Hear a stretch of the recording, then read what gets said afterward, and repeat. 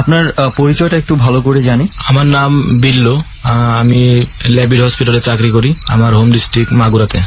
আচ্ছা আচ্ছা, মাগুরা জেলার শ্রীপুর থানায় একদম লাস্ট বর্ডারে আর কি বাড়িটা। বাড়িটা এমন এক জায়গায় যে গোরাই নদী আমাদের বাড়ির, একদম গোরাই নদীর পারে আমাদের বাড়িটা। গোরাই নদীর ভিত্তিক আমি যে গল্পটা বলবো এটা নদীরই একটা আমার অন্তত ভয়ঙ্কর একটা গল্প আর কি। আচ্ছা, আমার ঘটনাটা হচ্ছে গোরাই নদীর পারে আমাদের বাড়িটা। ইনফ্যাক্ট আমার বাসা অন্য একটা নদীর পারে, আমার গ্রামের বাড়ি। আচ্ছা, তো নদীর পারে আমাদের বাড়িটা একদমই নদীর সাথে, সামনে নদীর মানে ঘাট, যেখানে মানুষ পারাপার হয়, নৌকা পারাপার হয়। আচ্ছা আচ্ছা, তো খেয়াঘাট বলে যেটা, হ্যাঁ খেয়াঘাট। তো আমি তখন আমার বয়স 10-11 বছর এরকম, 5 বা 6 এরকম সম্ভবত আমি পড়ালেখা করি। তো রাত্রে 8টার পরে আমাদের ওই খেয়াঘাটটা বন্ধ হয়ে যায়। খেয়াঘাটটা বন্ধ হয়ে যায়, বন্ধ হওয়ার পরে তারপরে অনেক সময় 2-1 অনেক রাত করে পার হয় আর কি। পার হওয়ার জন্য তারা কি করে, নদীর উপর থেকে ডাকাডাকি শুরু করে যে আমাকে পার করে নিয়ে যান, এইভাবে বলে। কিন্তু যারা খেয়ার মালিক এরা তো ঘুমিয়ে থাকে, এরা তো সাধারণত রাতে আর 8টার পরে কারোর পার করতে চায় না, লোকজন অনেকক্ষণ দাঁড়িয়ে থাকে। তো আমি একদিন কি করলাম, হঠাৎ আমি তখন জেগে আছি, একদম নদীর পারে বাড়ি, আমাদের বাড়ির পার হয়ে তারপরে খেয়ার মালিক যারা তাদের বাড়ি, আমাদের বাড়িটা একদম এক ফার্স্ট, আমাদের বাড়ি থেকে 1 হাত পরে আর নদীটা একদম কোল ঘেঁষে, মানে ভাঙ্গন এলাকা তো, মানে পার ভাঙ্গে আমরা আস্তে আস্তে বাড়িটা পিছনে নিয়ে যাই এইভাবে আর কি। তো ওই দিন রাত্রে আমি পাশের বাড়ি আমার এক বন্ধু আছে, ওর নাম হলো একান্ত বিশ্বাস। তো ওকে বললাম যে ওই দিন ছিল খুব জ্যোৎস্না রাত, একদম ফুটফুটে জ্যোৎস্না রাত, ভয় টয় করতেছে না, এলাকাতেই তো আমাদের সবকিছু। আপনি যেহেতু কথাটা বললেন যে ভয়টাই করতেছে না, তো আমি এর মাঝখানে আপনাকে একটা প্রশ্ন করে রাখি, আপনি কি মানে বিশ্বাস করেন ভয় ভূতে? আমি তখন বলতো ভূতে বিশ্বাস করতাম না। এক্স্যাক্টলি এটাই জানতে চাচ্ছি। ভূতে বিশ্বাস করি না, আসলে ভূত বলে কিছু আছে। আমি নিজেই বলতাম যে আমি ভূত দেখবো, দেখি ভূত আমি কেমন জিনিস, কিভাবে তারা কথা বলে, কি করে। হ্যাঁ, তখন পর্যন্ত মানুষের মুখে শুনতে হাস্যকর লাগে, দেখি আমিও জীবনে একটা ভূত দেখবো। সেটা যেমন আমাদের প্রোগ্রাম শুনে অনেকে হাসছে, এটা অনেকের কাছে মনে হবে যে ঘটনাগুলো তো শুধু মানে কি বলছে, যাদের জীবনে ঘটেছে তারাই বলতে পারবে। তারপর কি হলো বিল্লু? তো সে আমার বন্ধু একান্তকে নিয়ে আমরা দুজনে বললাম চল নদীর উপরে, উনি ডাকাডাকি করতেছে, তো ওনাকে আমরা পার করে নিয়ে আসি দুইজন। মানে নদীর ওপার থেকে কেউ একজন ডাকতেছে, এপারে আসার জন্য ডাকতেছে মাঝিদেরকে, কিন্তু মাঝিরা ঘুমায় আছে, কেউ সাড়া দিচ্ছে না। তখন আপনারা দুইজন চিন্তা করলেন যে আপনারা যাই নিয়ে আসবেন, আমরা যে নিয়ে আসবো। হ্যাঁ, আচ্ছা। তখন আমরা কটা বাজে রাত? তখন রাত 10টা বাজে, 10টা 10:30 এরকম বাজে। তো ওরা মাঝিরা কি করে, নৌকা যখন বন্ধ হয়ে যায়, নৌকার যে হাল আছে না, বইটা তো ছোট নৌকার বইটা বলে, এটা হলো বড় নৌকার হাল বলে আর কি। মানে লগি থাকে, বাঁশ লগি থাকে, আর একটা হাল থাকে, যেটা হাল বাইতে হয়। লগি দিয়ে তো এটা সাপোর্ট দিতে হয়, প্রেসার দিতে হয় আগানোর জন্য। তো এই হালটা আমরা কোথাও খুঁজে পাচ্ছি না। মাঝিরা কি করে, এটা খুবই লোকালয়ে রেখে দেয়। আচ্ছা, এটা বাড়িতে লুকিয়ে রাখে, বাড়িতে না, ওই নৌকার আশেপাশেই। হ্যাঁ, আঁকাবাঁকা উঁচা নিচু পরিবেশ, ভাঙ্গনের এরিয়া তো এরকম আর কি। তো ওটা কোথাও খুঁজে পাচ্ছি না। তো এক পর্যায়ে খুঁজতে পাইলাম, ওরা এটা টেনে বাড়িতে নিয়ে যান একটা কারণ আছে, কারণ মানে আমাদের বাড়ি ছাড়া নৌকাটা প্রায় 100-150 ফুট নিচে, অনেক উঁচু। তো আমরা মানে হালটা পেলে ওকে নিয়ে নৌকা আস্তে আস্তে দুজন গল্প করতে, মানে মজা পাচ্ছে, জ্যোৎস্না রাত, ভালো লাগতেছে, দুজন যে ওনাকে পার করে নিয়ে আসলাম। তো আমাদের মনের মানে আমাদের ভিতরে কোনো আশা বা কোনো ইয়া ছিল না যে ওনাকে পার করবো, কোনো কিছু লোভে এরকম কিছু, মানে টাকা নিবো এই ধরনের কোনো সাহায্য জাস্ট এমনিতেই। রাত 10টা 10:30 খুব বেশিও না, আর আমাদের তো এলাকাতেই। তো আমরা তখন তো ছোট, আমি এটা দুজন করলাম, গেলাম, যাওয়ার পরে তো ওনাকে পার করলাম। পার করার পরে এইভাবে যখন আমাদের কুলে চলে আসলাম, উনি যখন চলে যাবে, তখন আমাদের দুজনের 4টা টাকা দেয়, আমাদের 2 টাকা করে। তখনকার সময় 2 টাকারও অনেক মূল্য ছিল আর কি। তো প্রথম দিন যখন টাকা দিল, তখন আমাদের মধ্যে একটা লোভ তৈরি হলো যে ভালো তো, আমরা যখন স্কুলে গেলে 2 টাকা দিয়ে বন্ধুদের সাথে অনেক মজা করতে পারবো, বেশ ভালো লাগলো। এইভাবে অপেক্ষায় থাকতাম, কে কখন কবে এসে ডাকবে। তো এইভাবে অপেক্ষা করতে আমরা 2 বন্ধু প্রায় এরকম পার করতাম।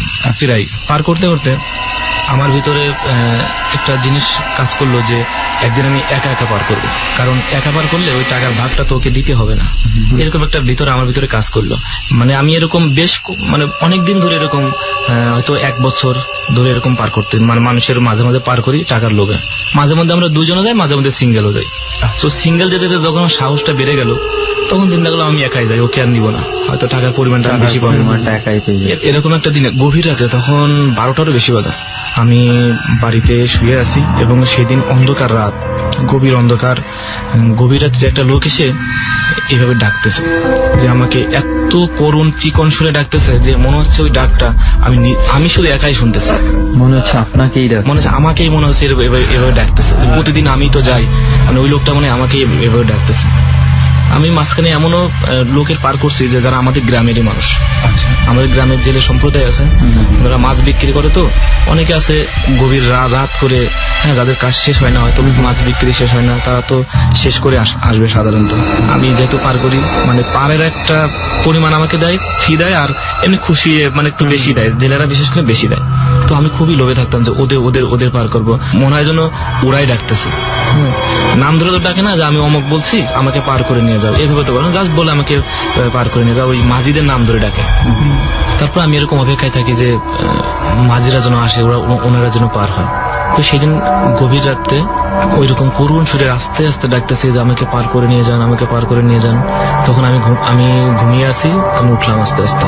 আমি তখন বাড়িতে, মানে ছোটবেলা থেকে আমি একা একা ঘুমানোর অভ্যাস, একা একাই ঘুমাই। তো ওই দিন গভীর রাত আমি উঠছি, ওঠার পরে আমার হাতে একটা টর্চ লাইট, ওটা আমার বাবার টর্চ লাইট ছিল, আমি বাবার বিছানা থেকে আস্তে করে টর্চ লাইটটা নিয়ে আসছি। এটা তখনকার লাইট ছিল ব্যাটারি চালিত লাইট, 3 ব্যাটারি 2 ব্যাটারি এরকম, আমার ছিল 3 ব্যাটারি লাইট। ওইটা আমি নিয়ে বের হয়েছি।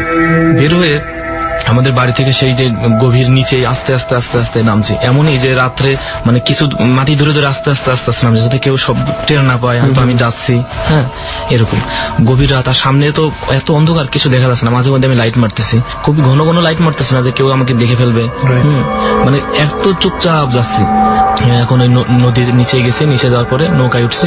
নৌকায় তো হাল নাই, ওই দিন আমি হাল আর কোথাও খুঁজে পাই না। এখন হাল যে খুঁজতে যাবো, এটাও একটা আমার মানে ভিতরে একটু ভয় ভয় কাজ করতেছি। এত রাত্রে তুই বিভিন্ন জায়গায় ওই ইয়াটা খুঁজতেছি, কিন্তু অনুপার থেকে আমাকে ডাকতেছে যে তাড়াতাড়ি আসেন, তাড়াতাড়ি আসেন, মানে এত চিকন সুরে ডাকতেছে যে মানে কণ্ঠটা খুবই ভালো লাগতেছে, মায়া কারা একটা মায়া দিয়ে মানে সুরে, পুরুষ কণ্ঠ, হ্যাঁ পুরুষ কণ্ঠ, কিন্তু মনে হচ্ছে যে উনি আমাকেই ডাকতেছে, আর কেউ এই শব্দ শুনতে পাচ্ছে না। আমার কাছে এরকম ভিতরে কাজ করতেছে, খুব ভালো লাগতেছে।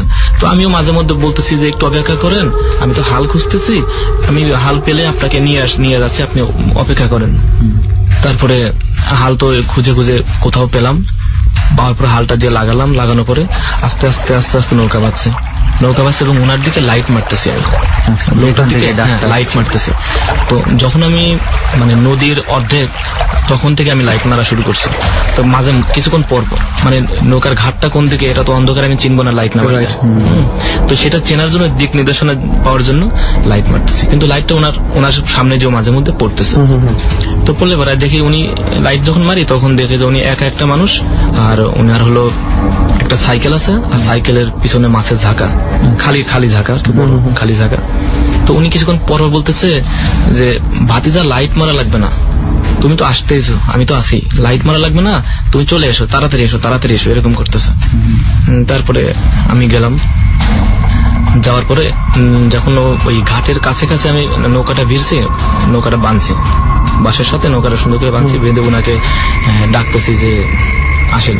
মানে উনি এমন একটা কণ্ঠে ডাকতেছে কাছে যে আমি ওনাকে মানে চিনতে পারছি, এরকম মনে হচ্ছে আমাদের গ্রামেরই একটা জেলে, উনি এরকম রাত করে আসছে।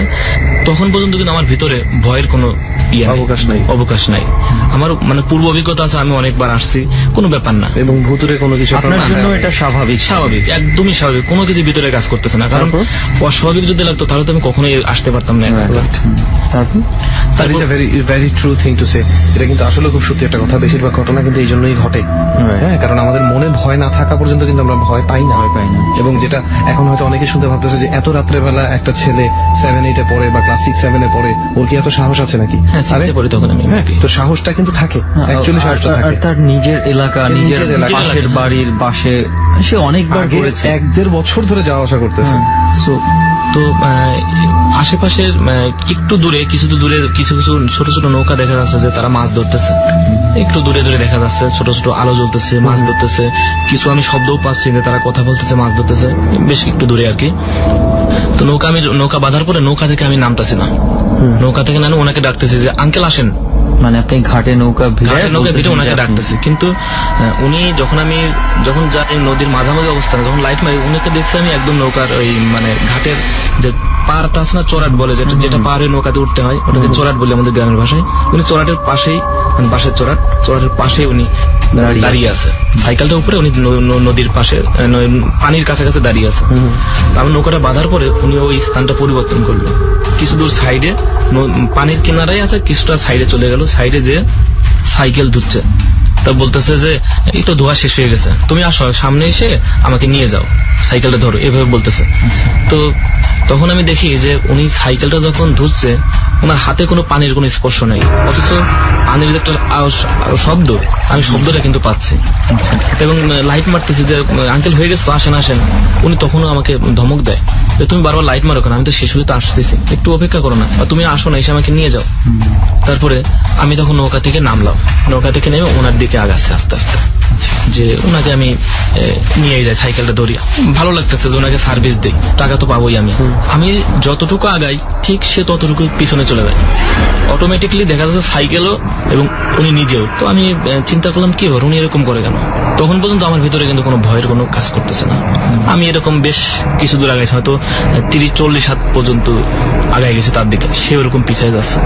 তারপর সেই লোকটার আকৃতি ছিল এরকম যে সাদা, একটা একদম ফুটফুটে সাদা না, ডিপ মিডিয়াম ডিপ আর কি, সাদা অফ হোয়াইট টাইপের। হ্যাঁ, বোরকা যেরকম একদম লং ড্রেস আর কি, একদম মাথা থেকে পা পর্যন্ত খেলা টাইপের। হ্যাঁ, এরকম টাইপের একদম লং ড্রেস পরে আছে, জুব্বা টাইপের আর কি পরে আছে, কিন্তু ওনার চেহারাটা দেখা যাচ্ছে না। কিন্তু এমনি বডিটা আমি দেখতে পাচ্ছি, কিন্তু পুরো চেহারাটা আমি দেখতে পাচ্ছি না। তো লাইট মারার পর দেখে উনি সাইকেল থেকে একটু দূরে, সাইকেল থেকে একটু দূরে, পানির শব্দ হচ্ছে, উনি পানি ধরতেছে, কিন্তু উনি কোনো পানির কোনো স্পর্শ নেই। সেরকম আস্তে আস্তে উনি যখন পিছিয়ে যায়, আমি তখন হঠাৎ এক পর্যায়ে ওনাকে বলতেছি যে কাকা আপনি পিছনে চলে যান কেন, আর তো এখন তো অনেক রাত, আর তো কেউ আসবে না, আসে না, আমরা চলে যাই। এরকম করতে করতে উনি বলতেছে তুমি আরেকটু আগাও, সামনে আসো, আরেকটু সামনে আসো, মানে এরকম করতে করতে আমাকে কেমন ধরে নিয়ে যাচ্ছে। এরকম করতে তো তখন হঠাৎ আমার ভিতরে একটা ভয় ভীতি কাজ করতেছে। এর মাঝে আমি একটা লাইট মারছি ওনার দিকে, লাইট মেরে দেখি যে ওনার পাউস মাটির সাথে ওনার কোনো স্পর্শ নাই, মিনিমাম 1 হাত মতো এরকম উঁচা মানুষ এবং অনেক লম্বা মানুষ। যখন আমি লাইট মেরে ওনাকে এটা দেখছি, উনি আমাকে ধমক দিছে, নিচে তুমি নিচে লাইট মারো কেন, আমাকে এইভাবে ধমক দিছে, তুমি নিচে লাইট মারো কেন। তখন আমার ভিতরে একটা ভয় ভীতি কাজ করছে যে মসজিদে আমি কোথায় আসলাম, নিচে লাইট মারি কেন, উনি হঠাৎ এখন এই কথা বলতেছে। তখন আমার ভিতরে ভয় কাজ করছে, মসজিদে আমি একা, ওই ঘাটের মধ্যে কেউ নাই, ঘাটের মধ্যে কেউ নাই, অনেক দূরে দূরে লোক 2-1 মাছ ধরতেছে এরকম দেখা যাচ্ছে, এমনকি চাঁদ পর্যন্ত নাই, চাঁদ পর্যন্ত নেই, বিশাল চর। আচ্ছা, তারপর উনি আমাকে ধমক দিল যে তুমি নিচে লাইট মারো না, তুমি আর সামনে এসো, আমাকে সাইকেল ধরো, আমি হেঁটে যাচ্ছি। এরকম করতে করতে আমার তো হঠাৎ ভয় ভিতরে কাজ করলো যে ওনার পাও চাই তো ভূত। আমি তখন কি করব, ভয়ে আমার শরীর কাঁপতেছে, মানে কোনো কথা আমার মুখের মধ্যে বেরোচ্ছে না, হাত কাঁপতেছে, হাত কাঁপতে কাঁপতে এবার এদিকে উনি যখন ধমক দিল না, ধমক দেওয়ার পর থেকে আমার লাইটটা ডিস্টার্ব দেওয়া শুরু করলো। লাইট মারি, লাইটের আলো জ্বলে না, বিশাল অন্ধকার, চারপাশে কোন দিক তাকাবো আমি। আমার কাছে এমন মনে হচ্ছে যে নৌকাটা কোন জায়গা বান্ধিছি, যে ঘাটটা আমার ভিতরে কাজ করতেছে না, কোন দিকে যাবো। লাইট ডিস্টার্ব, তাড়াতাড়ি লাইটের পিছনে যে ইয়াটা আছে না, পাঁচটা খুলে ব্যাটারি একটু ধাক্কা দিলাম, লাইট জ্বলে বন্ধ হয়ে যায়, মানে এক কথায় ডিস্টার্ব দিচ্ছে আর কি। তখন আমার ভিতরে আরো ভয়ভীতি কাজ, মানে শরীরটা একদম পশম আমার খারাই গেছে, আর কোনো দিক নির্দেশনা আমার ঠিক নাই। এই অবস্থায় আমি মানে একটু ভয়ে পিছাচ্ছি আর কি, একটু ভয়ে পিছাচ্ছি। পিছাতে উনি তখন আমারে বলে, এই বেটা পেছাস কেন, দাঁড়া, এইটা বলে আমারে উনি তাড়া দিছে আর কি। তাড়া দিলে আমি তো পুরা আপনার দিকে দৌড়ানো শুরু করছে, আমার দিকে দৌড়ানো শুরু করছে। উনি যখন আমার দিকে দৌড়ায় না, আমি তখন এটা স্পষ্ট মনে আছে আমার, যে মনে হচ্ছিল যে উনি তখন একা না, ওনার চারপাশে অনেক বড় একটা মানে বট গাছের মতো ছায়া আমার দিকে আসতেছে। আমি তো পিছনে ঘুরে বিশাল জোরে এক চিল্লানি দিছি। চিল্লানি দিয়ে আমি মানে এত জোরে চিল্লানি দিছি, আমার নদীর ওপারের মানুষ আমার চিল্লানি শুনে মানে ঘুম ভাঙছে, সবাই দৌড়াই টের পাইছে। কে আমি তো প্রচুর জোরে শুধু এক কথাই আমি চিল্লাচ্ছি, চিল্লানো ছাড়া আমার কোনো শব্দ মুখ দিয়ে আসতেছে না। এবং ওপার থেকে বলতেছে কে তুই কে, এরকম বলতেছে ওপারের লোকজন। আমি যে আমার নামটা বলবো, আমার নাম ক্লিয়ার আমি বলতে পারতেছি না যে আমি বিল্লো।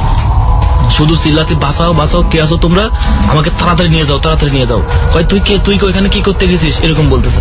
বলতে আশেপাশে যারা যে দূরে যারা মাছটা ধরতেছিল ওরা অনেকে দৌড়ায় আসলো, দৌড়ায় এসে দেখে যে আমি ওই চিৎকার দিতে ক্লান্ত হয়ে আমি অলরেডি পড়ে গেছি। নৌকায় আমি উঠতে পারি নাই, পড়ে গেছি আর কি। লোকজন এসে দেখে যে আমি। কয় তুই এখানে কি করতে আসছিস এত রাত্রে? হ্যাঁ, তোর সাথে আর কে আসছে? ওরা হয়তো ভাবছে আমি মাছ টাছ ধরতে আসছি, সাথে তো মাছ ধরা কিছু নাই, শুধু একটা লাইট। তারপরে উপার থেকে লোকজন আর কি আমাকে এসে নিয়ে গেছে। আমি তখন বেশ কয়েকদিন অসুস্থ ছিলাম আর কি।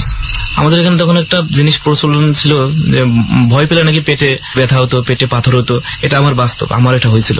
আমি পুরো 3-4 মাস এই অসুখে ভুগছিলাম। পেটে আমার পাথর হয়েছিল। এটা কোনো মানে এমনি কোনো যে ডাক্তারের মাধ্যমে এটা ট্রিটমেন্ট করে ভালো হয় নাই, এটা কবিরাজ আছে এলাকাতে যে ঝাড়ফুঁক ট্রিটমেন্ট গুলো দেয়, এইগুলা দিয়ে আর কি আমাকে সুস্থ করেছিল আর কি। আমি ঘটনাটাই আমি জীবনে একটা ঘটনা যেটা প্রচুর পরিমাণে ভয় পেয়েছি। মানে আমি যদি একটু কল্পনা করে মানে চিন্তা করে, আমরা তো এমনিতেই যেই তেঁতুল গাছের নিচে বসে আছি, তারপর উনি যে বর্ণনাটা দিছে মানে জাস্ট কিছু বলার নাই। মানে এটা যে ওইটা ফেস করছে সে বলতে পারবে লাইফে ভয় কাকে বলে।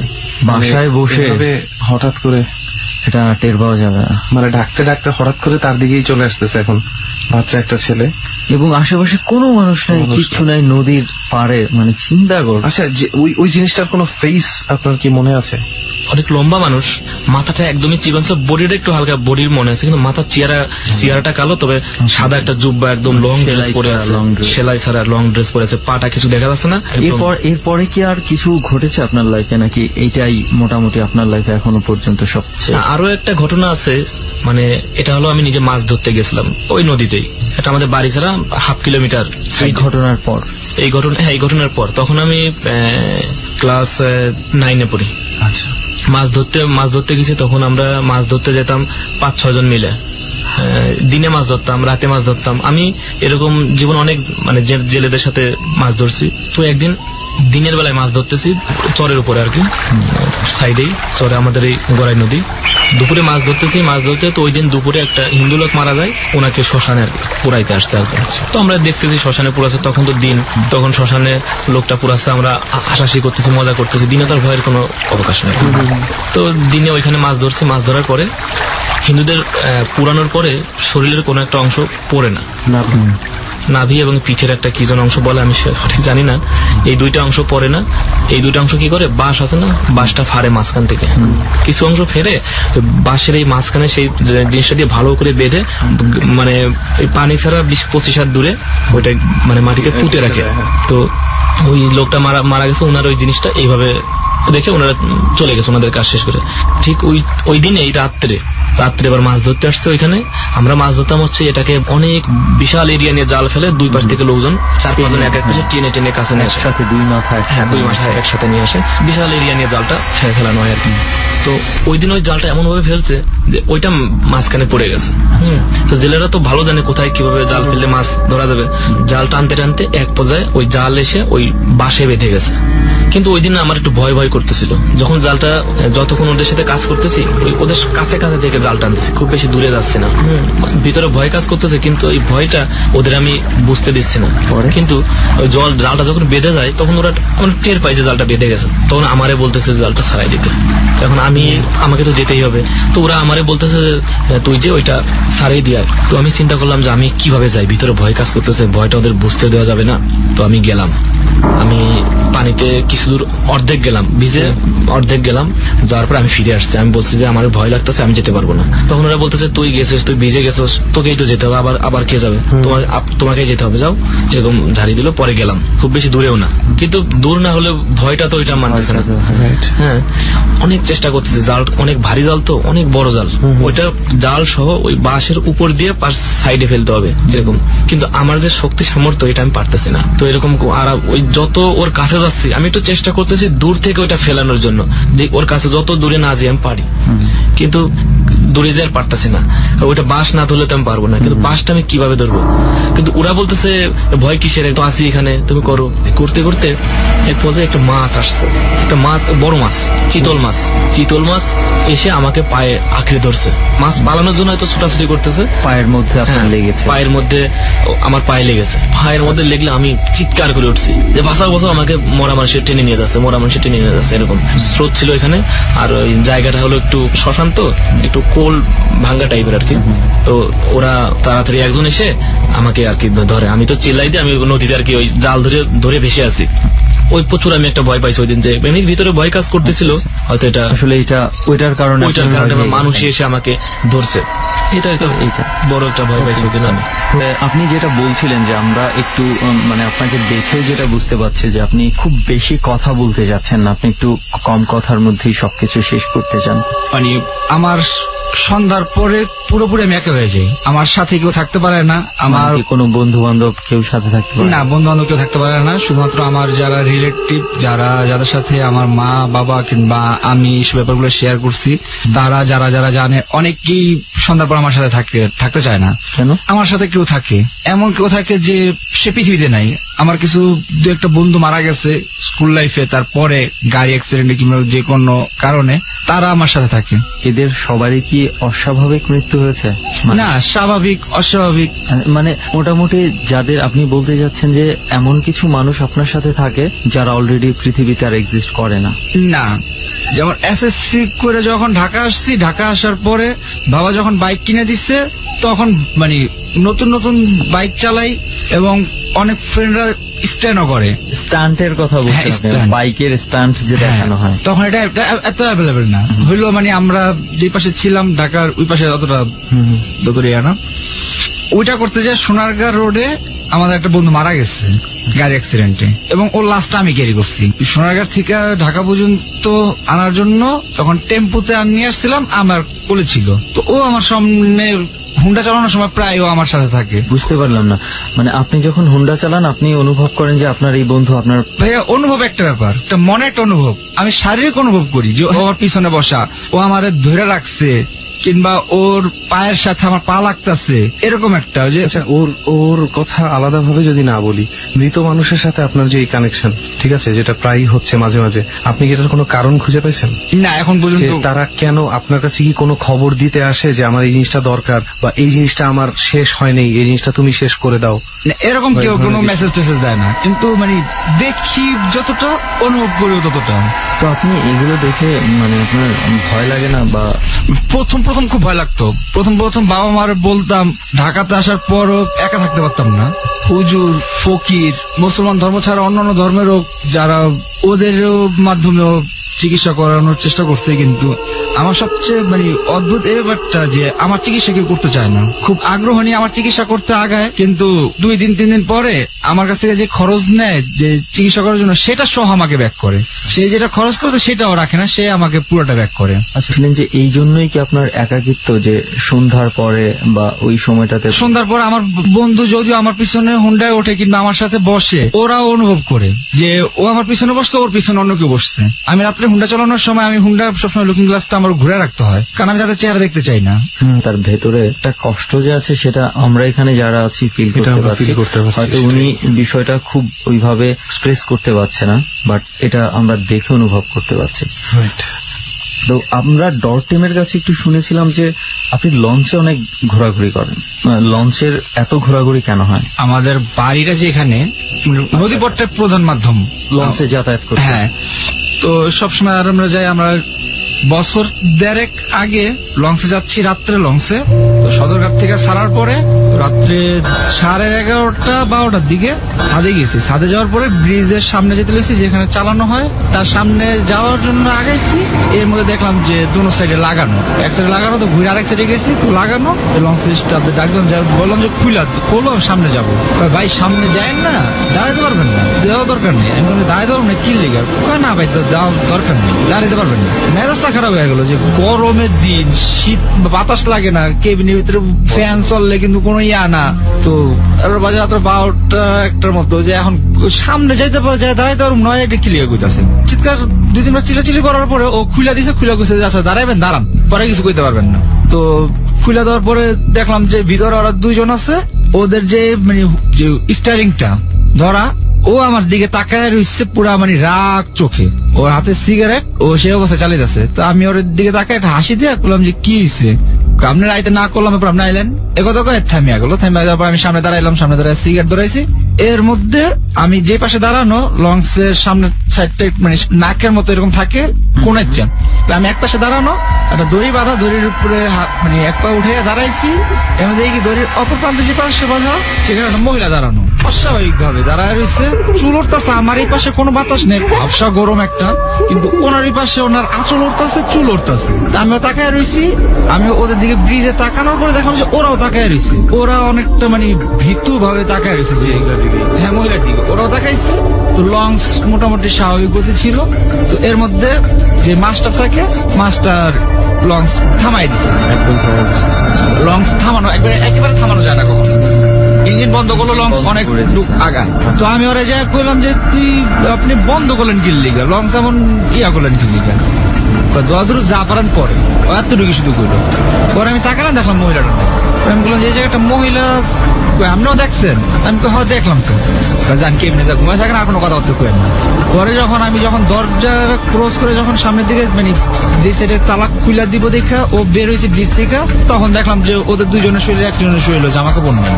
পরে আমি আর ওনাদের না থাকে যাই, পরে চলে গেলাম। পরে সকালবেলা যখন নামবো লঞ্চের থেকে, পরে দেখি যে নিচে বসা একজন, ঘাটে লঞ্চ ভিড়ছে 5টা 5:30টার দিকে। আমি নামছি দেরি কইরা।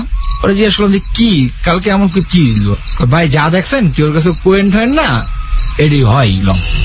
এবং আপনি আজকে দেখছেন, অনেকে দেখতে পারে, অনেকে সহ্য করতে পারে, অনেকে সহ্য করতে পারে না। আর আমার 2003-এর থেকে যে সমস্যা শুরু হয়েছে, ওইটার পর থেকে এটার আমার অস্বাভাবিক মনে হয়নি। আপনি তো এই ধরনের কিছু একটা সমস্যার মধ্যে দিয়ে যাচ্ছেন, তো এই বিষয়গুলো আপনার কাছে স্বাভাবিকই মনে হয়। তো সাধারণত কি মাস্টার ব্রিজে আপনি দরজা বন্ধ রাখার কথা বলছিলেন, বা এই ধরনের কারণেই কি দরজাগুলো কি রাতের বেলা বন্ধ রাখে বা কিনা? মনে হয়, কারণ ওরা সব সময় আপনি দেখবেন যে মানে আমি যেটা দেখছি, আমি যে সব লঞ্চে যাতায়াত করি, ওরা ওই 2 পাশে ধরে গেট থাকে, এগুলো লক করে রাখে। ওরা সম্পূর্ণ ভিন্ন ভাবে লঞ্চ চালায়। 2006-এর শেষের দিকে রাত্রে এরকম লঞ্চে যেতেছি, লঞ্চে সব সময় হলো যখন লাশ ক্যারি করে, লঞ্চের নিচে কখনো লাশ রাখে না, ডেকে রাখে না, দোতলায় কেবিনের পিছনে রাখে না, সবসময় ছাদে উঠে একবারে পিছনে রাখে, আর নাইলে একবারে সামনে রাখে।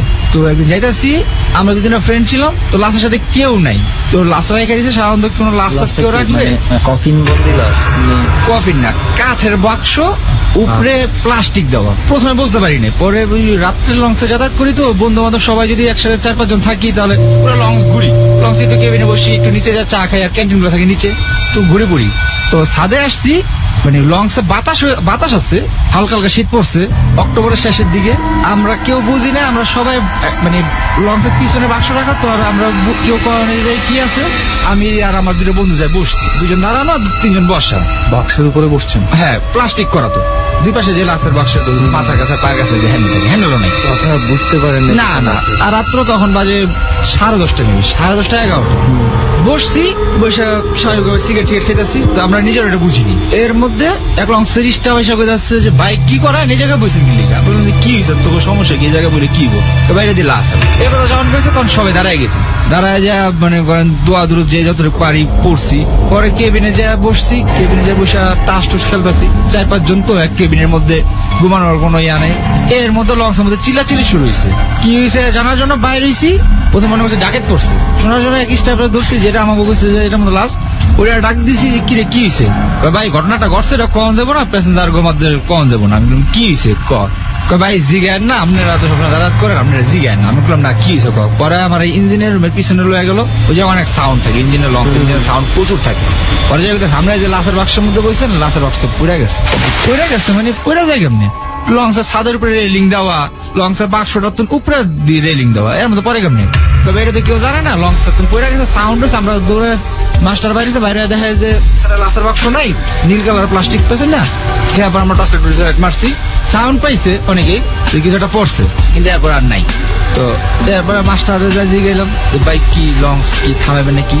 আমার কাছে আপনারা কি পাগল হয়েছেন, আপনার ক্ষমতা এলাকায় যা দেখে এই জায়গায় কোনো কথা করেন না। তাহলে জিজ্ঞেস আছেন কি আপনার কাম, আপনারা ঘুমান কেবিনে ঘুমান, আপনার এসে ব্যাপারে কোনো জানার দরকার নেই। পরে জিজ্ঞাসা করছিলাম যে কোন এলাকার লাশ, কি আশয় বিষয়। পরে ওরা আমাকে কিছু কয় না, আমরা লাশ নাকি ঢাকার তো উড়াই দিয়ে গেছে, অতটুকু আছে উড়াই দিয়ে গেছে, কইছে শেষ ঘাট দিয়ে থাকে সেই রাত না সে নামাই নিব। আচ্ছা আচ্ছা, এতটুকুই। আর কোনোদিন কোনো ধরনের ঝামেলায় কি পড়েছেন বা কোনো কিছু লঞ্চ নিয়ে কোনো কিছু আছে নাকি আপনার, যেহেতু লঞ্চে এত ঘোরার অভিজ্ঞতা? লঞ্চের সবচেয়ে স্মরণীয় যে ঘটনাটা, এটা আমার মনে হয় আমি কোনোদিনও ভুলতে পারবো না। তো 2010 খেয়াল নেই, হয় 10-এর শেষের দিকে কিংবা 11-র ফার্স্টের দিকে আমাদের লাইনে একটা লঞ্চ মুন্সিগঞ্জ ডুবে গেছিল রাতে। আচ্ছা, ওইটার মধ্যে আমরা প্রায় সময় যাতায়াত করতাম। তো ওইটার অনেক স্টাফে আমাদের পরিচিত ছিল। বয়সটা 25, মানে ইয়াং বয়স যেটা আমরা বুঝি, সেটা একটা ভালো যে ওদের দেওয়া সবসময় চা যা লাগে দরকার ওদের দিয়ে আনায়, তারপর যাওয়ার সময় টুকটাক কিছু ভালো সম্পর্ক ছিল আর কি। প্লাস আমরা ওদের দেওয়া ভাত তো আনাইতাম, আবার ওদের জন্য কিছু নিয়ে আসতাম, ঢাকা থেকে দেশে যাওয়ার সময় টুকটাক কিছু নিয়ে যেতাম। তো ওরা খুশি হইতো, একদম ছোট ভাইয়ের মতো। হ্যাঁ, ওরা সবসময় আমাদের টুকটাক খেদমত করতো। তো যে লঞ্চ যেটা দুর্ঘটনা ঘটছিল, ওইটা যেদিন দুর্ঘটনা ঘটে তার আগের দিন আমি লঞ্চে যাই গ্রামে। আচ্ছা, যখন দুর্ঘটনা ঘটে আগের দিন যখন গেছি, তখন ও খুব আন্তরিক ভাবে ইয়া করছে, আমাদের খাবার দাবার আইনা দিচ্ছে, খেদমত করছে। তারপর আমরা সবাই একসাথে লঞ্চের কোন স্টাফ? হ্যাঁ, লঞ্চের স্টাফ। আচ্ছা, তো ওর নামটা আমি বলতে চাচ্ছি না। ফ্যামিলি ওকে, ঠিক আছে। কেবিনে বসে আমার বন্ধুরা যখন সবাই আড্ডা মারছি, চাটা ইয়া করছি, তখন ওই যে আমি বলছিলাম যে আমার মাথাটা ব্যথা করতেছে, তো একটু মাথাটা একটু টিপা দে। তো আবার মাথা টিপা দিচ্ছে, শরীর একটু মেসেজ করে দিচ্ছে। পরের দিন যখন অ্যাক্সিডেন্ট হয়, তারপরে লঞ্চটা উঠে মুন্সিগঞ্জের এক সাইডে রাখা ছিল, নদীর পাড়ে তোলা হয়েছে নিচ থেকে। হ্যাঁ, পানির নিচ থেকে তোলার পরে লঞ্চটা সাইডে রাখা হয়েছিল। এর 2-3 দিন পরে আমি গ্রাম থেকে ঢাকাতে ব্যাক করতেছি। মুন্সিগঞ্জ একটা কাজে নামছি, সারাদিন কাজটা শেষ করে মুন্সিগঞ্জের ফ্রেন্ডদের নিয়ে আমি নদীর পাড়ে আসলাম যে লঞ্চটা ডুবছে, তোমরা কি আসছিলাম? আসছিলাম। তো কি আসা বিষয়টা দেখি। তো এটা কইয়া লঞ্চে উঠলাম, লঞ্চটা সাইডে রাখা অর্ধেক পানির নিচে। আর বলতেছি যে এই লঞ্চটা যেদিন অ্যাক্সিডেন্ট হলো আগের দিন গেলাম রাত্রে, আর এখন এই অবস্থা। তো এ কইতেছি, এর মধ্যে ওই যে ছেলেটা সবসময় চা ঠাই না দিত, আমাদের সাথে ভালো সম্পর্ক ছিল, ও আমার বলতেছে যে ভাই দেখছেন কি একটা অবস্থা হইলো, আগের দিন গেলেন। হঠাৎ করে আপনি 3-4 জন ছিলাম, এর মধ্যে আমি হইলো সাইডে দাঁড়াইছি, আর ওর হলো পিছের দিকে গেছে আস্তে আস্তে। আমি সিগারেট বাজাচ্ছি, এর মধ্যে দেখি আমার কইতাছে যে ভাই দেখছেন কি অবস্থাটা হইলো, লঞ্চটা ডুবে গেল, এই লঞ্চটার মধ্যে আগের দিন গেলেন। পরে আমার দেখাইতেছে আমার উপরে দোতলায় নিতেছে। তো আমরা যে কেবিনে ছিলাম ওই কেবিনটার সামনে গেছে, পরে কইতাছে যে এই জায়গায় এত লোক মারা গেছে, এই জায়গায় তো এমনি লাশ বাইর করছে, ওই আমার সবকিছু বুঝাইতেছে। আমার মাথায় তখনও ঢোকে নাই যে ওই জায়গায় কিনলে এত রাত্রে, সন্ধ্যাবেলা তো আর এই জায়গায় থাকার কথা না। যে কেবিনে আমরা ছিলাম সেই কেবিনের সামনে নিয়ে গেল, নিয়ে যাওয়ার পর বলতেছে যে দেখছেন ভাই এই জায়গায় তো আপনার টিপে দিয়েছিলাম, এই কথাটা বলছে। আর আমার ফ্রেন্ড আমার পিছ থেকে ডাক দিছে যে এই জায়গায় শো কখন, তোমার খোঁজ আসছি নিচে। আমি ওর দিকে তাকাই, আমি কইতেছি যে আমার তো ও দেখে নিয়ে আসলো, এই কথা বললে আমি ওর দিকে তাকাইছি, দেখি ওর নাই। আচ্ছা আচ্ছা আচ্ছা, মানে যে এতক্ষণ আপনার যে কর্মচারীটা দেখাচ্ছিল সে নাই। তারপরে অনেকক্ষণ ডাকাডাকি করছি, পরে নাই। এরপরে ওর এলাকায় যায়, ওর বাসায় খোঁজ খবর নিছি, পরে শুনছি যে ওর লাশটাও পাওয়া যায়নি। মানে কি, মানে আপনারে দেখাইছে এতক্ষণ মারা গেছে, এই লঞ্চ দুর্ঘটনা মারা গেছে এবং তার লাশটাও পাওয়া যায়নি। আসলে চিন্তা করছিস, মানে আপনি কয়দিন পরে জানতে পারলেন যে এই ছেলেটা মারা গেছে? এই ঘটনার 5-6 দিন পরে আপনি জানতে পেরেছেন যে আমি যাবার খবর লইছি যে ওই কুই শুনছি যে ও মারা গেছে, কিন্তু ওর যে লাশটা পাওয়া যায়নি এটা জানতাম না। ওর বাড়িতে যাই জানছি। আসলে শেষ মোমেন্টে এসে ওনার কথা যে এরকম কিছু ওনার কাছ থেকে শুনতে পাবো দোস্ত, আমি মানে চিন্তাও করতে পারিনি।